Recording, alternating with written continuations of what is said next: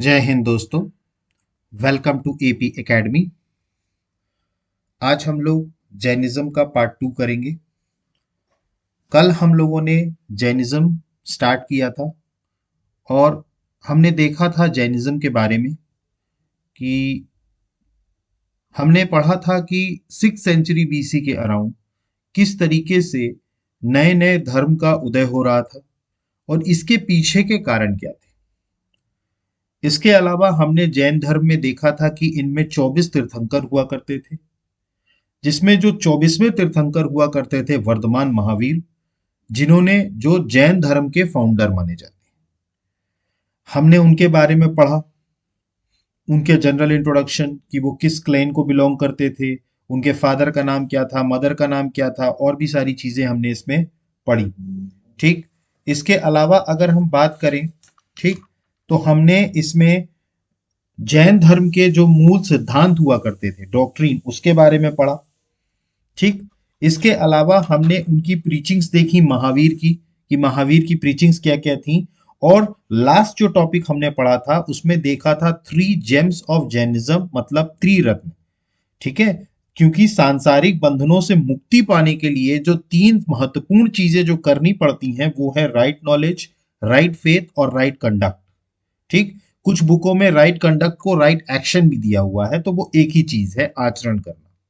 ठीक, तो यहां तक हमने पढ़ा था। ठीक है, आज जो हमें टॉपिक स्टार्ट करना है वो है पंच महाव्रतास, 5 वोव्स ऑफ जैनिज्म, मतलब ये जैन धर्म के 5 व्रत जो उन्होंने दिए। ठीक, आज हमें इनको पढ़ना है। ठीक, तो आज की जो शुरुआत होगी हमारी वो होगी पंच महाव्रतास से, 5 वोव्स ऑफ जैनिज्म। ठीक, इसमें सबसे पहले अगर हम बात करें तो सबसे पहला इनका था अहिंसा। अहिंसा मतलब है कि नॉन वायलेंस। अगर हम कहें अहिंसा का मतलब क्या है, नॉन वायलेंस। मतलब कि एक तरीके से देखा जाए तो इनका जो सबसे इंपॉर्टेंट फंडामेंटल, अगर हम बात करें जैनिज्म की प्रिंसिपल्स में, तो जो सबसे फंडामेंटल प्रिंसिपल हुआ करता था वो यही था कि इनकी जो पूरी नींव थी वो इसी चीज पर थी, दैट इज नॉन वायलेंस। मैंने कल आपको बताया था कि ना तो ये कभी युद्ध लड़ा करते थे, ना ही इवन एग्रीकल्चर का काम करते थे, क्योंकि दोनों ही केसेस में जो लिविंग थिंग्स हुआ करते थे उनकी जाने जाया करती थी और ये इसके सख्त खिलाफ थे। तो इनका जो पहला पंच महाव्रतास में जो पहला व्रत था वो था अहिंसा। अहिंसा का मतलब नॉन वायलेंस, मतलब किसी प्राणी या जीव को ना मारना। ठीक है, किसी भी प्राणी या जीव को ना मारना, ये इनकी अहिंसा, इनका सबसे फंडामेंटल और सबसे पहला व्रत था। तो पहला व्रत कौन सा था, अहिंसा। उसके बाद जो दूसरा हुआ करता था वो था सत्य। पहला था अहिंसा, दूसरा था सत्य। सत्य का मतलब ये था कि कभी भी झूठ ना बोलना। इनका जो दूसरा व्रत था जैनिज्म में अगर हम बात करें तो डू नॉट टेल लाई, मतलब कभी भी झूठ नहीं बोलना। ठीक है, मतलब एक तरीके से देखा जाए तो हमेशा सत्य बोलना, ये इनका दूसरा जो था व्रत था। ठीक, तो पहला व्रत था इनका नॉन वायलेंस, कभी भी किसी जीव या प्राणी को मारना नहीं, और दूसरा जो था वो कभी असत्य ना बोलना। ठीक, इसके बाद जो तीसरा था वो था अस्तेय। तीसरा जो था वो था अस्तेय। अस्तेय का मतलब होता है नॉन स्टीलिंग, मतलब कभी चोरी ना करना। ठीक, मतलब नॉन स्टीलिंग का मतलब ये था कि कभी भी चोरी ना करना। ठीक, तो अस्तेय का मतलब था नॉन स्टीलिंग। नॉन स्टीलिंग का मतलब कभी भी चोरी नहीं करना। ठीक, ये इनका तीसरा व्रत था। इसके बाद जो इनका चौथा व्रत था वो था अपरिग्रह। वो क्या था, अपरिग्रह। अपरिग्रह का मतलब ये होता है किसी और की प्रॉपर्टी या किसी और की संपत्ति पर अपना अधिकार ना जताना। मतलब किसी और की प्रॉपर्टी ना हड़पना, किसी और की जमीन या किसी भी उसके धन पर अपना जो है अधिकार ना करना। ठीक है, तो एक तरीके से कहा जाए तो अधिकारात्मक से मुक्ति, ये अपरिग्रह हुआ करता था। मतलब दूसरे के धन पर, दूसरे के चीजों पर नजर ना रखना, तो ये क्या कहलाता था, अपरिग्रह। ठीक, उसके बाद अगर हम पांचवा बात करें, ठीक है, अगर हम इन चारों की बात करें, ठीक है, तो सबसे पहला क्या हुआ करता था? अहिंसा, मतलब नॉन वायलेंस, किसी भी तरीके का वायलेंस ना करना, मतलब जीव हो या हमारे प्राणी हो उनमें से किसी को भी मारना नहीं। दूसरा सत्य, मतलब कभी झूठ नहीं बोलना। तीसरा था असत्य, मतलब नॉन स्टीलिंग, मतलब चोरी नहीं करना। और चौथा जो हुआ करता था वो किसी और की प्रॉपर्टी पर जब्त ना कर लेना, मतलब किसी और की प्रॉपर्टी पर अपना कब्जा ना जमा लेना। ये इसका चौथा व्रत हुआ करता था। अब अगर हम ये शुरू के चार व्रत की बात करें, अहिंसा, सत्य, असत्य और अस्तेय और अपरिग्रह, इन चारों जो है, चारों वोव्स, इनको देने वाले जो तीर्थंकर थे वो थे पार्श्वनाथ। आपको याद रखना होगा ये जो चार टीचिंग्स जो दी गई, ठीक है, अहिंसा, सत्य, असत्य और अपरिग्रह, ये दी गई पार्श्वनाथ के द्वारा। ये किसके दी गई? पार्श्वनाथ के द्वारा, जो जैन धर्म के 23वें 23rd जो थे तीर्थंकर थे, ठीक है, तो उनके द्वारा ये टीचिंग दी गई। अब जो पांचवा, जो पंचमहाव्रत में पांचवा जो है ब्रह्मचर्य, ठीक है। ब्रह्मचर्य का मतलब होता है संयम का पालन करना।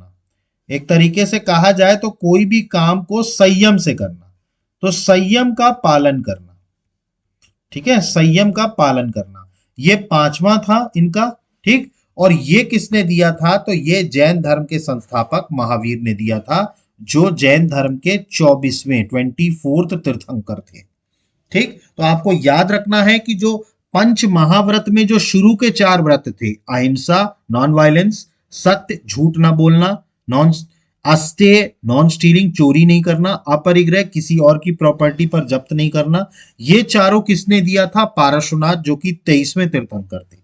उसके बाद जो पांचवा जो दिया ब्रह्मचर्य, ठीक है, ये किसने दिया? महावीर ने, जो कि 24वें तीर्थंकर थे। और इनका मतलब था संयम का पालन करना, संयम से काम करना, ठीक है। तो ये जैन धर्म में 5 व्रत हुआ करते थे, जिसको पंच महाव्रतास कहा गया है, ठीक। तो आपको याद रखना होगा अहिंसा, सत्य, अस्तेय, अपरिग्रह और ब्रह्मचर्य। क्लियर? ये चीज क्लियर हुई। चलिए नेक्स्ट चलते हैं अपन, थ्योरी ऑफ अनेकांतवाद, ठीक है। देखिए ये अनेकांतवाद की थ्योरी जो है ये दी गई है, ठीक है, जैन धर्म में, ठीक है। एक तरीके से कहा जाए तो अनेकांतवाद, एक तरीके से कहा जाए तो जैन धर्म का सबसे मौलिक सिद्धांत रहा है, मतलब फंडामेंटल डॉक्ट्रिन रहा है तरीके से, ठीक है। तो ये आपको याद रखना है, जैन धर्म का जो सबसे मौलिक सिद्धांत है, मतलब फंडामेंटल डॉक्ट्रिन है, वो है अनेकांतवाद। मतलब ये इस प्रिंसिपल पे चलते थे। तो इनका जो सिद्धांत था वो था फंडामेंटल डॉक्ट्राइन, जो था मौलिक सिद्धांत जो था जैनिज्म का, वो था अनेकांतवाद। मतलब कि ये इस बात पर जोर देते थे कि अंतिम सत्य, अगर हम बात करें, और वास्तविकता जटिल है और इसके कई पहलू हैं, ठीक। देखिए कई बार ये इस फिलॉसफी पर चलते थे, ठीक है, कि जैसे कोई भी चीज होती है, ठीक है, तो एक जैसे कहा जाता है, कई बार आप डायलॉग सुनते होंगे, पिक्चर में बोला जाता है कि एक सिक्के के कई पहलू होते हैं, मतलब एक चीज के कई पहलू होते हैं, ठीक। तो इसी तरीके से इन्होंने भी अनेकांतवाद की बात की, ठीक है, जिसमें इन्होंने ये इस बात पर फोकस किया या इस बात पर ध्यान लगाया कि जो अंतिम सत्य है, ठीक है, या वास्तविकता की अगर हम बात करें तो ये बहुत ज्यादा जटिल है, मतलब कॉम्प्लेक्स है, ठीक है, और इसके कई सारे पहलू हुए, इसके कई सारे पहलू हैं, इसीलिए इसको कहा गया अनेकांतवाद। अनेकांतवाद, तो अनेकांतवाद की बात करें तो it is the fundamental doctrine of Jainism which emphasize that the ultimate truth, मतलब वास्तविक सत्य, अगर हम बात करें अल्टीमेट सत्य और रियलिटी, मतलब वास्तविकता जो है ये काफी जटिल है, और एंड हैज मल्टीपल एस्पेक्ट्स का मतलब ये है कि इसके कई सारे पहलू है, मतलब ऐसा नहीं है कि एक सत्य का एक ही पहलू हो, इसके क्या है, कई सारे पहलू हैं, ठीक है। तो अनेकांतवाद की थ्योरी का मतलब ही यही है कि एक चीज के कई सारे पहलू होते हैं। तो ये जैनिज्म का फंडामेंटल प्रिंसिपल था, ठीक। इसको एक तरीके से कहा जाए तो स्यादवादा, या कहे जाए तो सप्तभांगी न्यायवादा, ठीक है। जिसके मकामात ये प्रेडिक्ट किया जाता था 7 modes of predictions are possible, मतलब 7 तरीके से आप चीजों को प्रेडिक्ट कर सकते हैं, इसीलिए इनको सप्तभांगी न्यायवादा कहा गया। ठीक है, मतलब अल्टीमेटली कहने का मतलब अनेकांतवाद में यही है कि जो है अल्टीमेट ट्रूथ या रियलिटी बात करें तो बहुत ज्यादा कॉम्प्लेक्स होती है और उसके कई सारे एस्पेक्ट्स होते हैं। ठीक, जैसे एक बात के दो एस्पेक्ट्स होते हैं, पॉजिटिव भी होता है और नेगेटिव होता है, कुछ उस चीज को पॉजिटिव में लेते हैं और कुछ नेगेटिव में लेते हैं, तो इसका मतलब ही है अनेकांतवाद, एक बात के कई सारे पहलू। ठीक, इसके अलावा अगर हम बात करें तो एब्सोल्यूट एफर्मेशन, ठीक, एब्सोल्यूट एफर्मेशन, ठीक, और absolute negation both are wrong. ठीक है, मतलब किसी भी चीज को बिल्कुल एब्सोल्यूटली अफेक्ट मतलब ले लेना और किसी चीज को एब्सोल्यूटली छोड़ देना, दोनों ही गलत होता है। ठीक है, मतलब सिंपली अगर हम बात करें तो जो हमारे जितने भी जजमेंट होते हैं या हमारे जितने भी हम जो जज करते हैं चीजों को, ठीक है, वो उनका जो होता है एक तो सापेक्ष होते हैं, रिलेटिव होते हैं, दूसरा सशस्त्र होते हैं मतलब कंडीशनल होते हैं, और सीमित होते हैं। ठीक है, तो रिलेटिवली कंडीशनल आर लिमिटेड, इनकी लिमिट हुआ करती है। ठीक है, मतलब बहुत ज्यादा किसी भी चीज में एक्सट्रीम में जाना गलत होता है। ठीक है, ना तो एक्सट्रीम पॉजिटिव ना एक्सट्रीम नेगेटिव। ठीक है, तो सिंपली हमारा जो जजमेंट होता है वो एक सीमित, सशर्त और सापेक्ष होता है। ठीक, तो ये थी अनेकांतवाद की थ्योरी। ठीक, देखिए अनेकांतवाद में उन्होंने जो एम्फसाइज किया इस बात से कि भाई रियलिटी जो होती है, ठीक है, उसके कई सारे एस्पेक्ट्स होते हैं। ठीक है, हम किसी एक एस्पेक्ट को लेकर के नहीं चल सकते, तो उसके कई सारे क्या होते हैं, एस्पेक्ट्स होते हैं। ठीक है, इसी तरीके से देखा जाए एब्सोल्यूट एफर्मेशन या एब्सोल्यूट नेगेशन दोनों ही गलत है। ठीक है, और जो भी हमारे जजमेंट होते हैं वो रिलेटिव होते हैं, कंडीशनल होते हैं और लिमिटेड होते हैं। लिमिटेड का मतलब सीमित होना।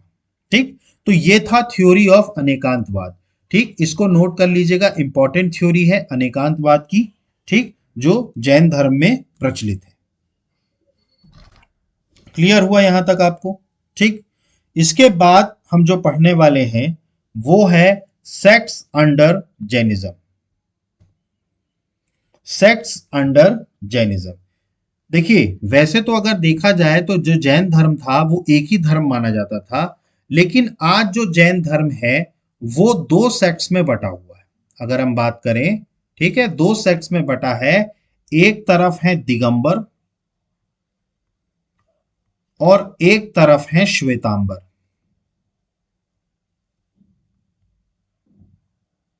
ठीक, तो एक तरफ है दिगंबर, एक तरफ है श्वेतांबर।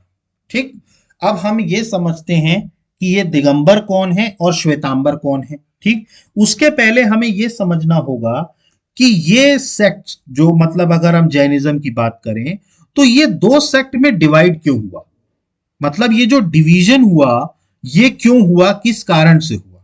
ठीक, उसके बाद हम देखेंगे कि किनको दिगंबर कहा जाता है और किनको श्वेतांबर कहा जाता है।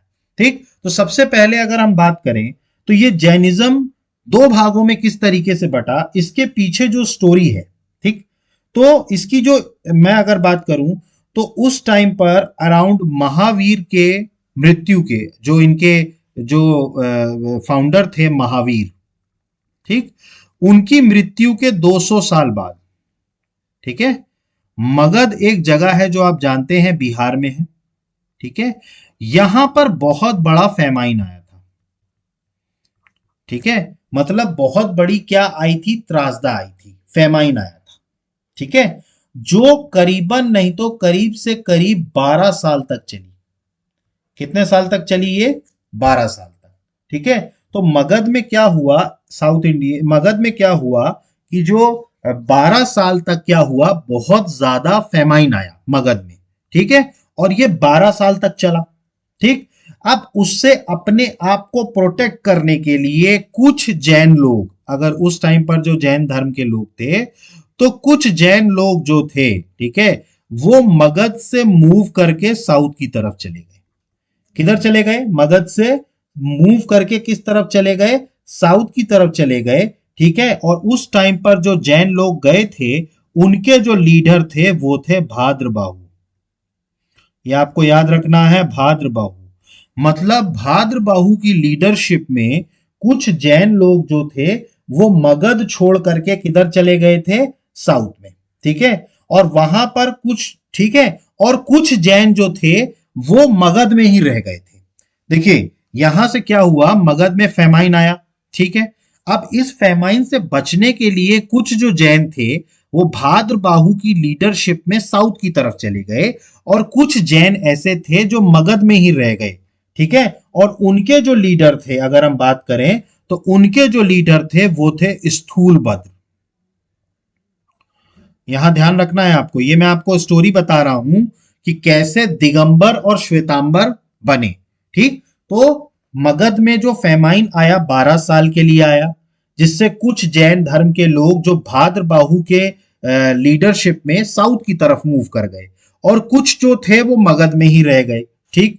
जिसमें जो किसकी लीडरशिप में थे, स्थूल भद्र की, स्थूल भद्र की, ठीक है। अब जैसे ही फेमाइन खत्म हुआ, ठीक, तो जाहिर सी बात है कि ये साउथ के जो जैन थे जो साउथ की तरफ गए थे, ये अब वापस मगध में आएंगे, ठीक। लेकिन 12 साल के फेमाइन के बाद काफी कुछ बदल गया, काफी कुछ बदल गया। अगर हम बात करें, ठीक है, तो मगध में, ठीक है, तो यहां से हुआ क्या कि जो यहां पर मगध में जो लोग रह रहे थे जैन धर्म के, उन्होंने क्या किया, अपनी चीजों में थोड़ा बदलाव किया, ठीक। लेकिन जो साउथ की तरफ गए थे, अगर हम बात करें जो साउथ की तरफ चले गए थे, उन्होंने अपने अंदर कोई बदलाव नहीं किया। जैसा कि मैंने आपको बताया था जैनिज्म में क्या क्या चीजें वो फॉलो करते थे, ठीक है। तो जो मगध में रह गए, ठीक है, मगध में जो जैन धर्म रह गए थे, तो उन्होंने क्या किया, अपने अंदर कुछ चेंजेस किए, अपने अंदर कुछ चेंजेस किए, ठीक है। लेकिन अगर हम बात करें जो साउथ में गए थे भाद्रबाहु की लीडरशिप में, उन्होंने अपने अंदर कोई चेंज नहीं लाया, ठीक है। तो यहां पर क्या हुआ, जैन धर्म में ही दो भाग बन गए, एक जिन्होंने थोड़ा बहुत चेंजेस किए और दूसरे जो बिल्कुल रिजिड थे जो चेंज नहीं हुए, ठीक। तो जाहिर सी बात है कि जब दो अलग अलग चीजें हो जाएंगी तो जाहिर सी बात है उनके विचारों में मतभेद होगा, ठीक। तो जब ये विचारों में मतभेद होना शुरू हुआ, तब यहां पर दो सेक्ट जन्म लेते हैं, एक थे दिगंबर और एक थे श्वेतांबर, एक थे दिगंबर एक थे श्वेतांबर, ठीक। तो जैसा कि मैंने आपको बताया कि जो जैन धर्म के लोग मगध में रह गए थे स्थूलभद्र में, स्थूलभद्र की लीडरशिप में, उन्होंने कुछ चेंजेस किए, ठीक है। तो ये जो स्थूलभद्र के साथ जो जैन धर्म के लोग रह गए थे, ये कहलाए श्वेतांबर, ये क्या कहलाए, श्वेतांबर, ये क्या कहलाए, श्वेतांबर, ठीक। और जो जैन धर्म के लोग भाद्रबाहु की लीडरशिप में साउथ की तरफ गए थे, उन्होंने अपने अंदर कोई बदलाव नहीं किया, वो जैसे थे वैसे ही रहे, और जब वो साउथ से वापस लौटे तो उनकी सोच बिल्कुल वैसे ही थी जैसे पहले थी, उनमें कोई बदलाव नहीं हुआ। तो ये जो साउथ में गए थे भाद्रबाहु के साथ, ये कहलाए दिगंबर। मतलब जो जैन धर्म के लोग मगध से साउथ की तरफ चले गए थे वो क्या कहलाए, दिगंबर कहलाए, और जो मगध में ही रह गए वो क्या कहलाए, श्वेतांबर कहलाए, ठीक। तो दिगंबर कैसे बने, श्वेतांबर कैसे बने, आपको समझ में आया। मगध में एक अकाल पड़ा जिसके कारण कुछ जैन धर्म के लोग भाद्रबाहु की लीडरशिप में साउथ की तरफ चले गए, और कुछ स्थूलभद्र की लीडरशिप में वहीं रह गए। जो वहीं रह गए, ठीक, वो बन गए श्वेतांबर, और जो साउथ की तरफ चले गए वो क्या कहलाए, दिगंबर। अब ये क्यों दो डिवाइड हुए, क्योंकि जो मगध में रह गए थे उन्होंने कंडीशंस को देखते हुए अपने अंदर कुछ चेंजेस लेकर के आए, और जो साउथ चले गए थे उन्होंने अपने अंदर कोई भी चेंज लेके नहीं आए। इसीलिए जैन धर्म जो था वो दो सेक्ट में बढ़ गया, एक थे दिगंबर और दूसरे थे श्वेतांबर, ठीक। अब हम देखेंगे कि ये दिगंबर कौन है, ठीक है, और ये श्वेतांबर कौन है। आपने देखा होगा जैन धर्म में दो गुरु मिलते हैं, ठीक है। मतलब अगर हम जैन धर्म के प्रीचर्स की बात करें तो दो तरीके के मिलते हैं, एक जो बिल्कुल नग्न वस्त्र होते हैं, मतलब उनके शरीर में कोई वस्त्र नहीं होता, जो बिल्कुल नेक्ड होते हैं, मतलब वो बिल्कुल पूरी तरीके से नंगे होते हैं, उनके शरीर में कोई वस्त्र नहीं होता। तो वो जैन जिनके उसमें कोई वस्त्र नहीं होता, वो कहलाते हैं दिगंबर। वो क्या कहलाते हैं? दिगंबर। ठीक, मतलब उनके शरीर में कोई भी वस्त्र नहीं होता। लेकिन हम जो और भी जैन के प्रीचर्स देखते हैं जो सफेद कपड़े पहनते हैं, अगर आपने देखा हो व्हाइट क्लोथ्स, ठीक है, तो कुछ जैन धर्म के प्रीचर्स जो हैं वो सफेद कपड़े पहनते हैं। ठीक है, तो जो सफेद कपड़े पहनते हैं वो कहलाते हैं श्वेतांबर। ठीक, देखिए जैन धर्म में दो तरीके के होते हैं। एक, इनके गुरु जो बिल्कुल नेक्ड होते हैं, बिल्कुल नंगे होते हैं, वो होते हैं दिगंबर, वो कहलाते हैं दिगंबर। और जो सफेद कपड़े पहनते हैं, मतलब श्वेत वस्त्र पहनते हैं, वो क्या कहलाते हैं? श्वेतांबर। वो क्या कहलाते हैं? श्वेतांबर। तो दिगंबर और श्वेतांबर, आपको फर्क समझ में आया? ठीक, अब एक तरीके से कहा जाए तो मैंने आपको बताया था जैन धर्म के वो लोग जो साउथ में चले गए थे भाद्रबाहु की लीडरशिप में, वही दिगंबर कहलाए। तो एक तरीके से कहा जाए तो दिगंबर के जो एक्सपोनेंट रहे हैं वो रहे हैं भाद्रबाहु। ठीक है, तो भाद्रबाहु जो हैं वो एक्सपोनेंट रहे हैं इस सेक्ट के, दिगंबर के। ठीक, लेकिन अगर हम बात करें श्वेतांबर के, तो श्वेतांबर के एक्सपोनेंट कौन रहे हैं? स्थूलभद्र, क्योंकि स्थूलभद्र की लीडरशिप में ही वो लोग मगध में रह गए थे। ठीक, तो दिगंबर जो हैं वो नेक्ड हैं। ठीक है, मतलब कि वो पूरी तरीके से निर्वस्त्र रहते हैं। और अगर श्वेतांबर की बात करें तो वो व्हाइट कलर के क्लोथ्स पहनते हैं। ठीक, इसके अलावा अगर हम बात करें तो दिगंबर के एक्सपोनेंट कौन रहे हैं? भाद्रबाहु। और अगर हम श्वेतांबर की बात करें तो इसके कौन रहे हैं? स्थूल भद्र। ठीक, इसके अलावा अगर हम बात करें तो दिगंबर लोग जो थे ये काफी ज्यादा अपनी चीजों को लेकर रिजिड थे। मतलब एक तरीके से अगर कहा जाए तो इनकी जो एस्केटिक लाइफ थी, मतलब ये जो एक तरीके से कहा जाए एस्केटिक लाइफ, ठीक है, मतलब कि एस्केटिक लाइफ मैंने आपको बताया था जो सन्यासी जीवन होता है। ठीक है, तो सन्यासी जीवन के जो भी नियम थे दिगंबर उसको बहुत ही ज्यादा रिजिड तरीके से फॉलो करते थे। मतलब उनके लिए, मतलब एक तरीके से बहुत रिजिडिटी से और एक तरीके से सांसारिक सारी चीजों से मुक्ति उनकी थी। जबकि श्वेतांबर भी उस चीज को फॉलो करते थे, लेकिन ये उतने ज्यादा रिजिड नहीं थे। ये उतने ज्यादा रिजिड नहीं थे।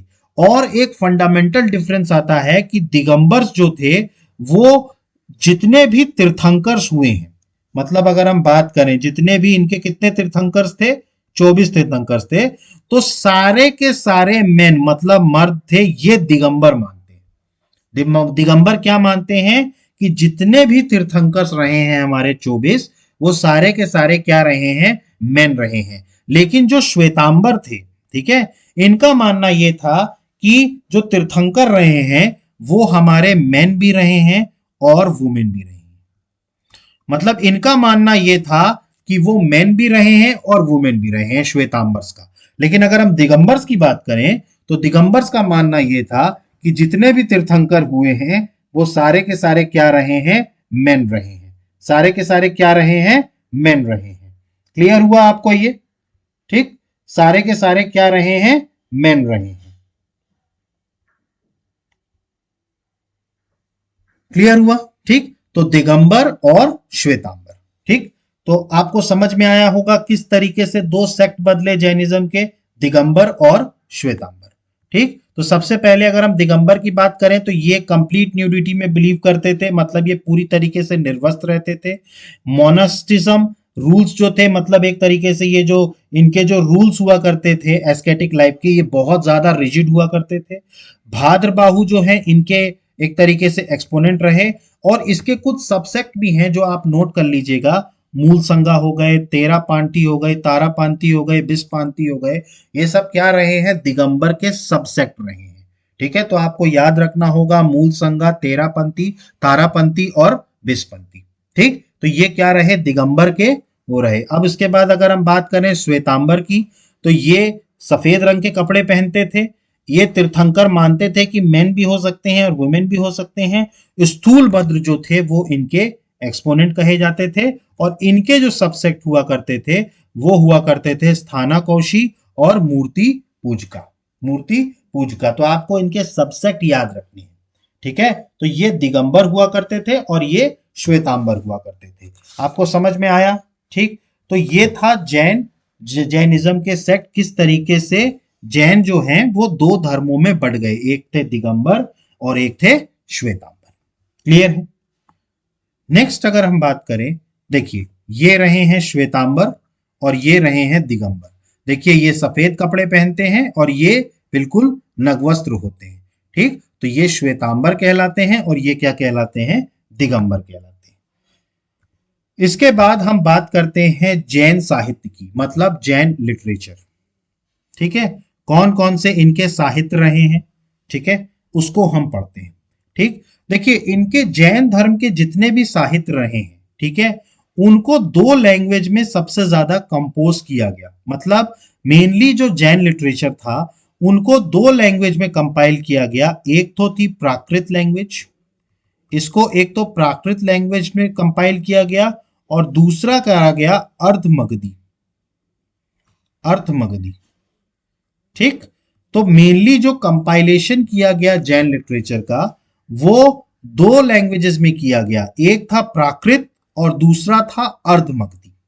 ठीक है, इसके अलावा जैन लिटरेचर तमिल में भी लिखे गए हैं। जिसे हम संगमेज की बात करें तो संगमेज में क्या लिखा गया? जैन लिटरेचर तमिल में भी। इसके अलावा आपको जैन लिटरेचर संस्कृत में भी मिलेगा, ठीक, और इसके अलावा आपको मराठी में भी मिलेगा। मतलब इन सारी लैंग्वेजेस में आपको जैन लिटरेचर मिलेंगे। ठीक है, लेकिन मेनली अगर हम बात करें, मेनली जो जैन लिटरेचर था वो दो लैंग्वेजेस में कंपाइल किया गया था, एक तो प्राकृत और दूसरा अर्धमगधी।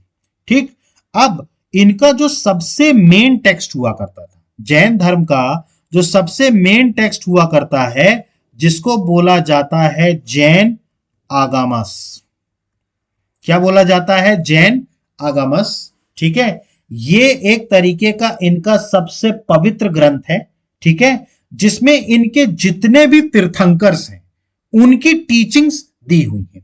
मतलब इस जो इनका जो एक तरीके से कहा जाए पवित्र ग्रंथ जो है, ठीक है, इसमें जो जैन धर्म के तीर्थंकर्स रहे हैं, ठीक है, जितने भी तीर्थंकर्स रहे हैं, ठीक है, उनकी टीचिंग्स दी हुई है इन किताबों में।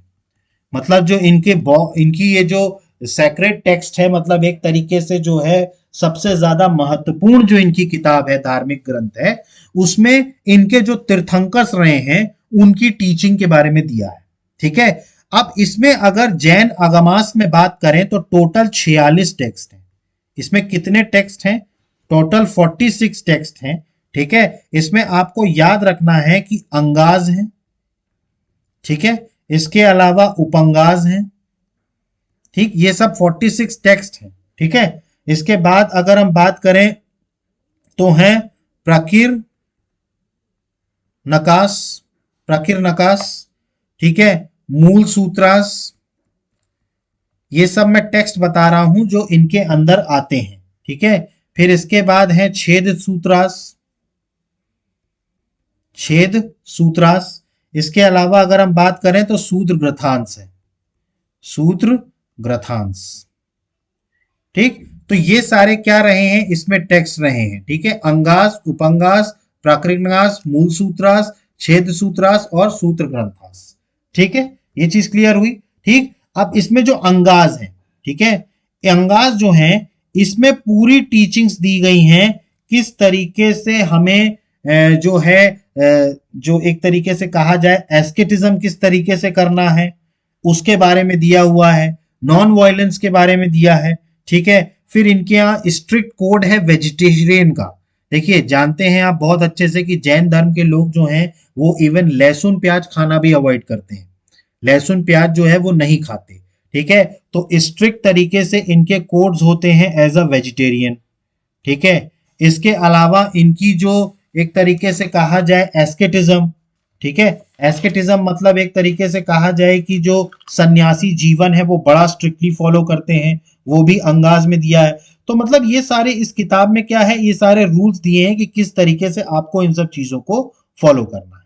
ठीक है, तो एक तरीके की टीचिंग दी हुई है। ठीक है, इसके अलावा अगर हम बात करें तो दो यूनिवर्सिटीज ऐसी हैं जहां से बहुत इंपॉर्टेंट सेंटर्स माने जाते हैं जैन लिटरेचर के।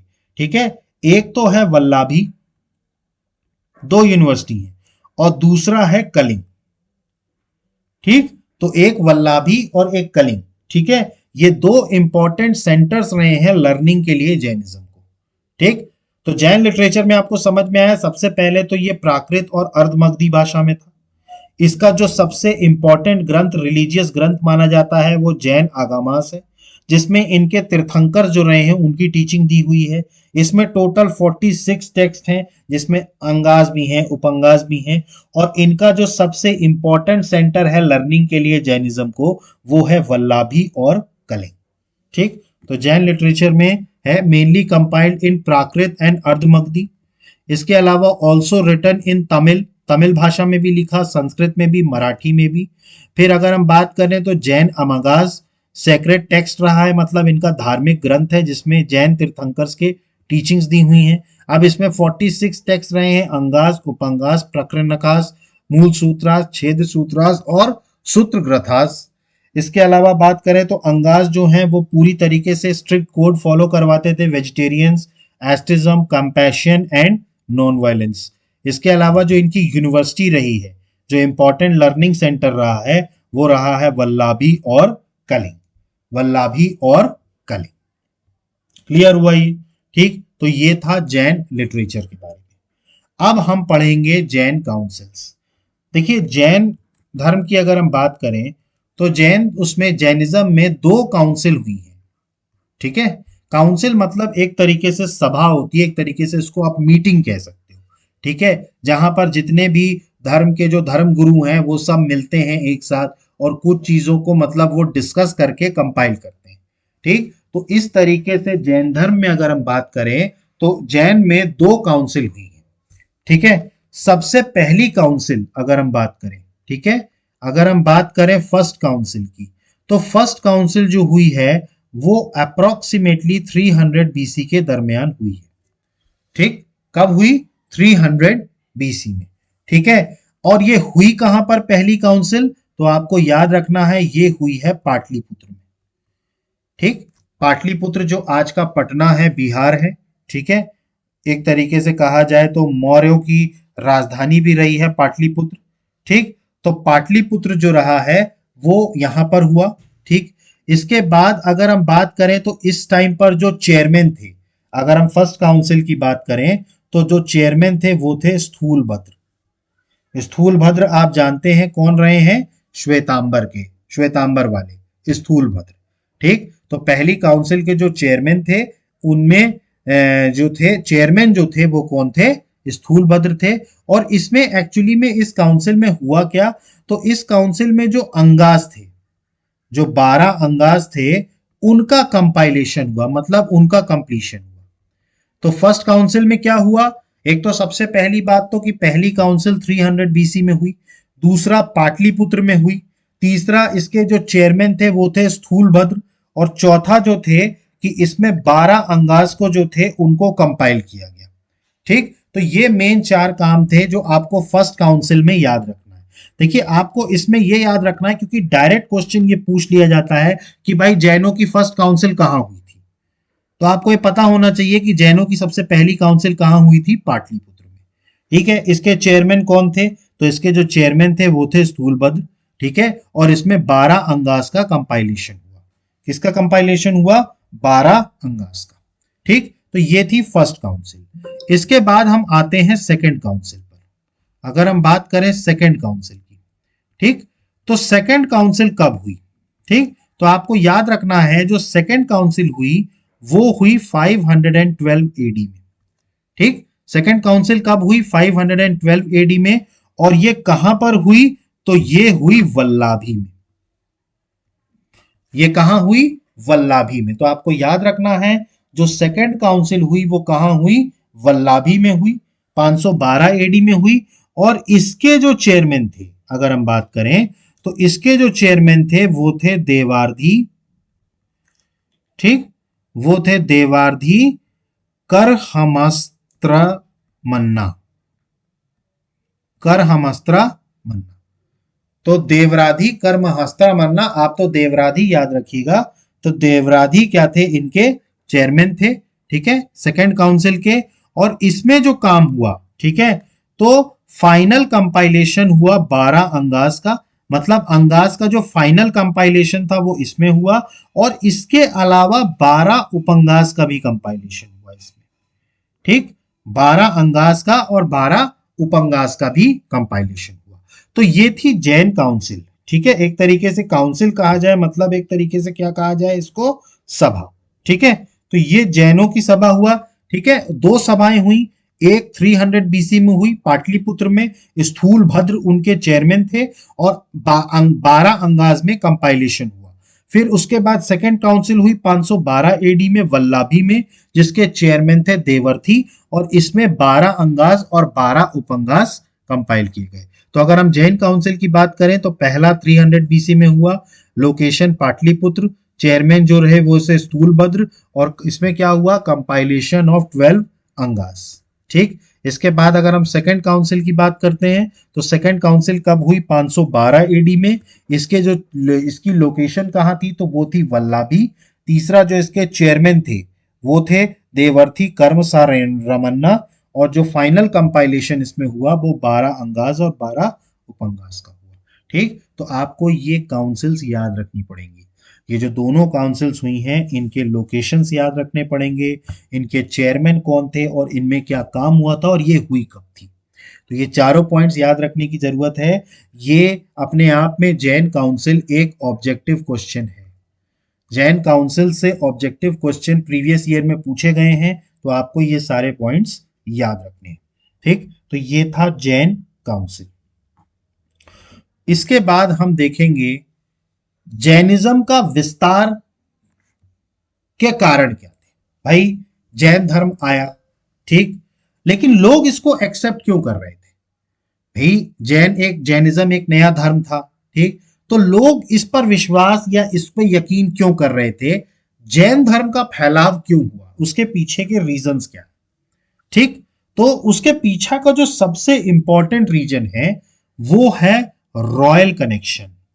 देखिए उस टाइम पर अगर हम बात करें जब राजे महाराजे हुआ करते थे, ठीक, अगर कोई राजा किसी धर्म को प्रमोट करने पर आ जाएगा तो जाहिर सी बात है कि उस धर्म का प्रचार प्रसार बहुत ज्यादा होगा और उसका इंपैक्ट बहुत ज्यादा पड़ता है। जैसे आप अगर बात करें, अगर हम आगे बुद्धिज्म पढ़ेंगे तो बुद्धिज्म में अशोक ने, जो उस टाइम पर मौर्य साम्राज्य के राजा थे, उन्होंने बौद्ध धर्म का प्रचार बहुत ज्यादा किया। तो बौद्ध धर्म इस कारण से एक्सपांड होता गया। जब आपके पीछे किसी भी धर्म के अगर सिर पर अगर किसी राजा का हाथ आ गया तो आप समझ सकते हैं कि वो धर्म किस तरीके से प्रमोट होगा। ठीक, क्योंकि अगर राजा किसी चीज को प्रमोट कर रहा है तो जाहिर सी बात है उस धर्म का एक्सपांशन होगा। तो जो जैनिज्म धर्म, अगर हम बात करें जैन धर्म, तो ये जो फैला, ठीक है, इसके पीछे का कारण ये था, रॉयल कनेक्शन अगर हम बात करें ये था, तो इनके जो 23वें और 24वें तीर्थंकर थे, अगर हम बात करें 23वें कौन थे, पारश्वनाथ, ठीक, और अगर हम बात करें 24वें कौन थे, महावीर, वर्धमान महावीर। तो ये दोनों ही राजा खानदान से थे, इन दोनों का रॉयल कनेक्शन था। आपको याद है पारश्वनाथ जो थे वो बनारस के राजा माने जाते थे, प्रिंस ऑफ बनारस। ठीक, महावीर भी जो थे वो भी राजघराने से आते थे।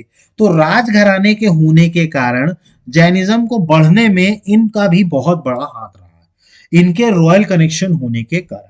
तो सबसे जो इंपॉर्टेंट कारण था जैन धर्म को बढ़ने का वो था पारस्वनाथ और महावीर का रॉयल कनेक्शन। ठीक, इसके अलावा इन्होंने औरत और मर्द के भेदभाव को खत्म किया था, जो लेटर वैदिक पीरियड में बहुत ज्यादा हो गया था। तो इनकी जो सभाएं हुआ करती थी उनमें मेन और वुमेन्स दोनों को अलाउ किया जाता था। मतलब इनकी जो मीटिंगें हुआ करती थी उसमें क्या हुआ, दोनों को अलाउ किया जाता था। मतलब एक तरीके से वुमेन्स को इंपॉर्टेंस दिया जाने लगा। तो इस कारण से भी कुछ वुमेन्स, कई सारी वुमेन्स जो थी वो जैन धर्म की तरफ अट्रैक्ट होती गई। ठीक, इसके अलावा अगर हम बात करें तो जो हमारा दक्षिण क्षेत्र था भारत का, ठीक है, यहां पर चूंकि ब्राह्मणिकल मतलब जो वेद वाले थे, ठीक है, ब्राह्मणिकल रिलीजन वाले साउथ में क्या थे, उसका प्रभाव बहुत कम था। ठीक, आप देखेंगे कि आज की डेट में भी नॉर्थ में हिंदुइज्म का जितना प्रभाव है उतना साउथ में नहीं है। आज भी अगर आप इस चीज को डिफरेंस को समझ पाए तो जितना हिंदुत्व की जो हिंदू का जो एक प्रमोशन है, ठीक है, प्रमोशन क्या मतलब, हिंदू धर्म को एक तरीके से बहुत ज्यादा स्प्रेड जो मिला वो नॉर्थ साइड मिला, ठीक है, साउथ साइड उतना ज्यादा नहीं मिला। तो इसी कारण से ब्राह्मणिकल रिलीजियन का कमजोर होना साउथ में इनके बढ़ावे का कारण बना। वहां पर जैन धर्म जो हुआ वो बहुत तेजी से प्रमोट हुआ क्योंकि वहां पर ब्राह्मणिकल रिलीजियन जो था वो काफी वीक था। आपने देखा किस तरीके से भाद्रबाहु की लीडरशिप में जैन धर्म के लोग जो हैं वो साउथ की तरफ जाने लगे। अब जाहिर सी बात है वो साउथ की तरफ जाएंगे तो जैन धर्म वहां भी फैलेगा, ठीक, और चूंकि वहां पर ब्राह्मण का जो रिलीजन है वो कमजोर है, इस कारण से भी क्या हुआ, जैनिज्म को स्प्रेड करने का मौका मिला। ठीक, इसके अलावा एक और इंपॉर्टेंट लीडर या एक तरीके से कहा जाए राजा हुए हैं जो कि मौर्य वंश के संस्थापक रहे, चंद्रगुप्त मौर्य। इन्होंने भी जैन धर्म का प्रमोशन बहुत किया। ये बाद में क्या हो गए, अपने अंतिम शासन काल में इन्होंने जैन धर्म अपना लिया और धीरे धीरे फिर ये कैसे जीने लगे, सन्यासी जीवन इन्होंने जीना शुरू कर दिया। मतलब अपने लाइफ के लास्ट फेजेस में ये क्या हो गए, एक सन्यासी जीवन शुरू हो गए। ठीक, तो चंद्रगुप्त मौर्य चूंकि अब वो मौर्य साम्राज्य के राजा थे तो जाहिर सी बात है उनका भी प्रभुत्व जो था वो बहुत ज्यादा था, तो जैनिज्म को स्प्रेड करने में चंद्रगुप्त मौर्य का भी बहुत बड़ा रोल था। ठीक, इसके अलावा अभी मैंने आपको बताया इनके जितने भी साहित्य थे वो प्राकृत लैंग्वेज में थे।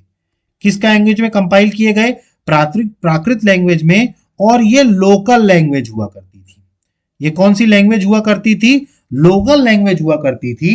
देखिए जब भी कभी आप लोकल लैंग्वेज में बात करते हैं तो लोग आपसे ज्यादा अट्रैक्ट होते हैं। आप कहीं पर भी चले जाइए, अगर आप उनकी भाषा में बात करते हैं तो लोगों का अट्रैक्शन आपकी तरफ बहुत ज्यादा बढ़ता है।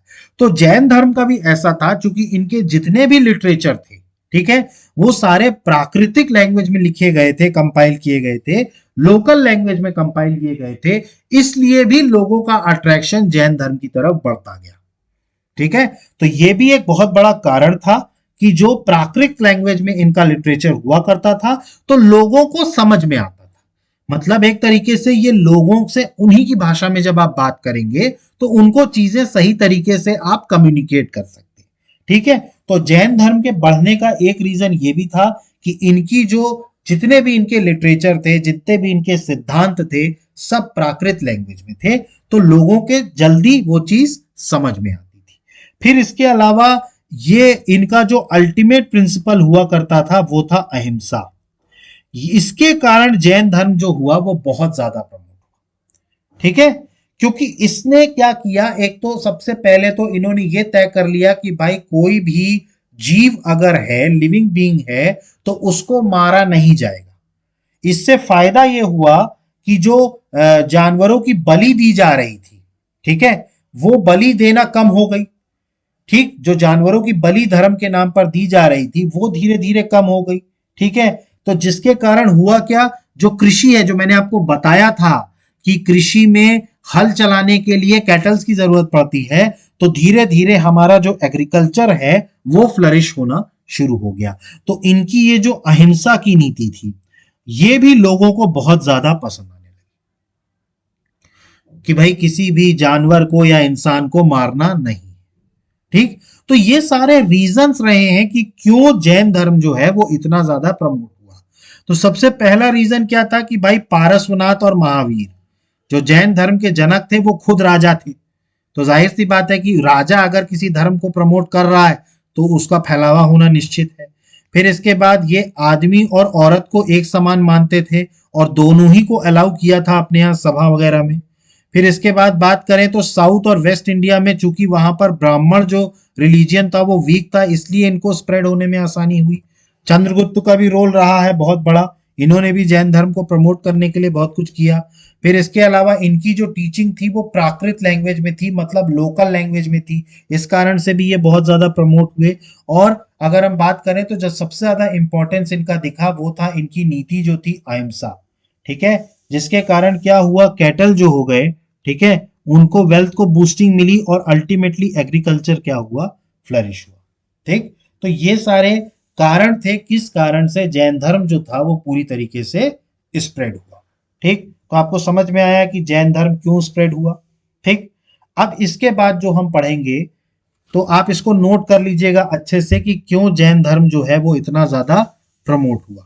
इसके बाद जो हम बात करेंगे जैन धर्म का हमारे समाज में क्या कंट्रीब्यूशन रहा, ये जो जैन धर्म था इसका समाज में क्या कंट्रीब्यूशन रहा। ठीक, तो सबसे पहला जो कंट्रीब्यूशन सामाजिक तौर पर अगर देखा जाए तो हमारे, अगर हम वैदिक उसमें देखें, वैदिक ऑर्डर्स में अगर हम वैदिक ऑर्डर्स की बात करें तो वैदिक ऑर्डर्स में, ठीक है, कई सारी इविल प्रैक्टिसेस थी। इविल प्रैक्टिसेस मतलब एक तरीके से कहा जाए जैसे ये जानवरों की बलि देना, ये सारे जो इविल प्रैक्टिसेस थे इसमें काफी ज्यादा इसका विरोध किया गया जैन धर्म के द्वारा, तो इसमें काफी कमी आई। देखिए, जब आप किसी भी चीज का विरोध करते हैं और अगर लोग उनसे जुड़ना शुरू हो जाते हैं तो जाहिर सी बात है उस चीज में कमी आएगी। ठीक है, तो जो भी वैदिक ऑर्डर में जो इवल प्रैक्टिसेस हुआ करती थी जैसे ये जानवरों की बलि देना, ये सारी चीजें, ठीक, तो इन्होंने क्या किया, इनके विरोध के कारण धीरे धीरे उसमें क्या आने लगी, कमी आने लगी। तो जैन धर्म का एक तरीके से इसमें भी कंट्रीब्यूशन रहा है। ठीक, दूसरा अगर हम बात करें तो ये नॉन वायलेंस को बहुत ज्यादा एम्फेसाइज करते थे। ठीक, मतलब एक तरीके से लोगों में आपस में झगड़े होना कम हो गए क्योंकि ये नॉन वायलेंस को बहुत ज्यादा प्रमोट करते थे। तो ये भी एक तरीके से जैनिज्म का कंट्रीब्यूशन था।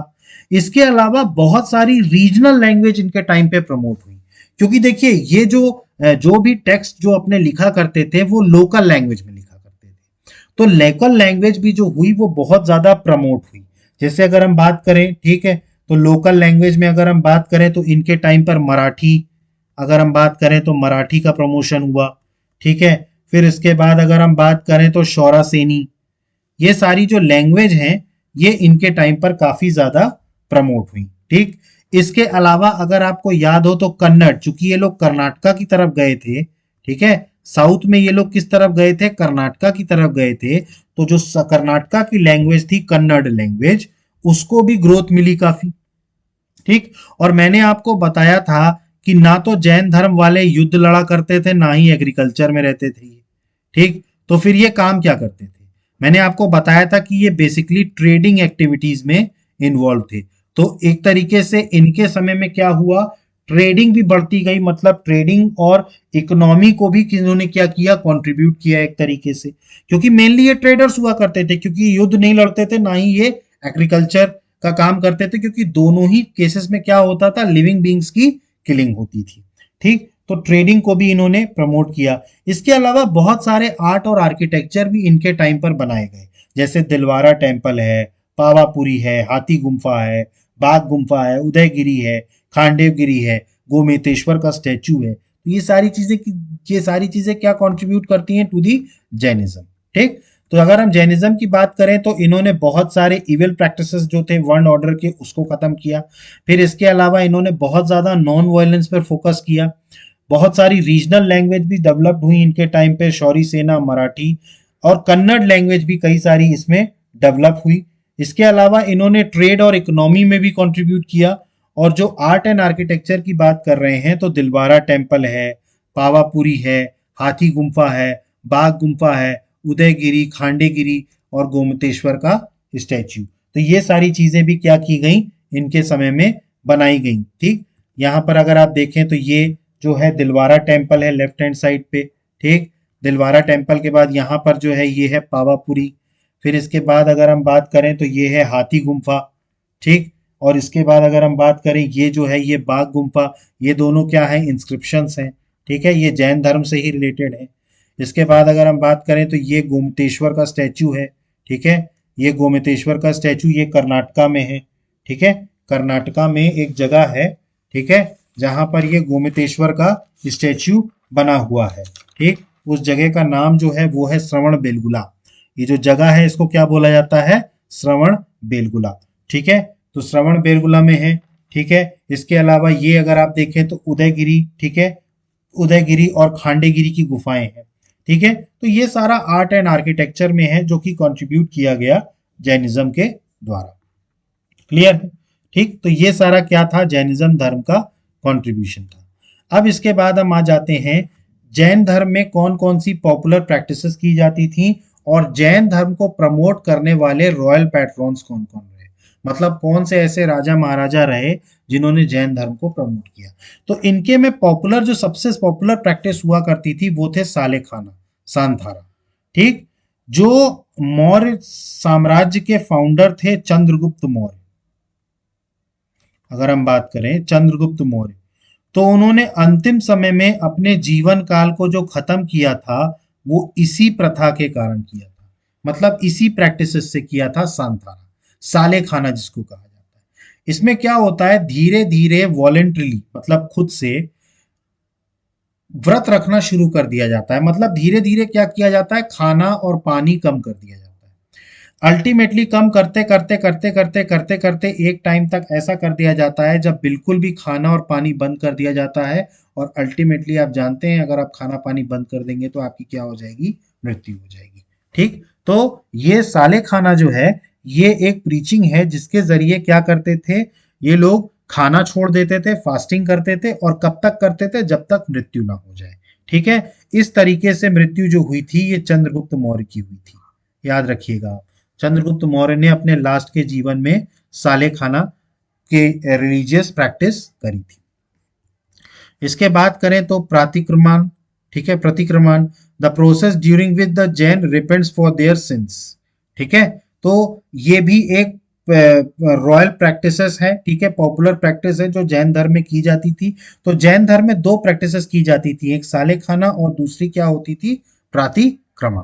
ठीक, अब अगर हम इनके रॉयल पैट्रॉन्स की बात करें, किन किन लोगों ने जैन धर्म को बढ़ाया, तो उसमें नंदास थे, बिंबिसार थे, अजात शत्रु, चंद्रगुप्त मौर्य तो ने तो बहुत ज्यादा बढ़ाया, प्रद्योत रूलर अवंती के, कलिंग के खारवेल और अमोघ वर्ष, ये सारे क्या रहे, रॉयल पैट्रॉन रहे जैनिज्म धर्म के, जिन्होंने जैन धर्म को प्रमोट किया।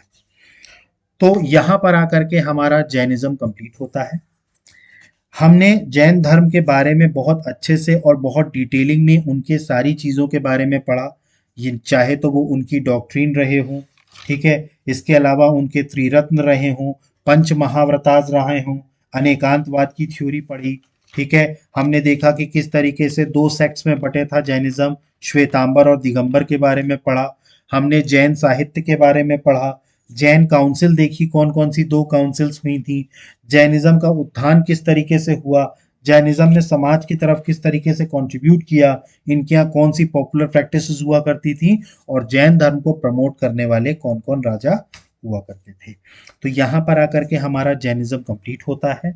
एंड अगर आपको इसमें लेक्चर में कोई डाउट उठ रहा हो तो प्लीज़ कमेंट बॉक्स में मेंशन कीजिए, मैं जितना जल्दी से जल्दी हो सकेगा उस पर रिप्लाई आपको दूंगा।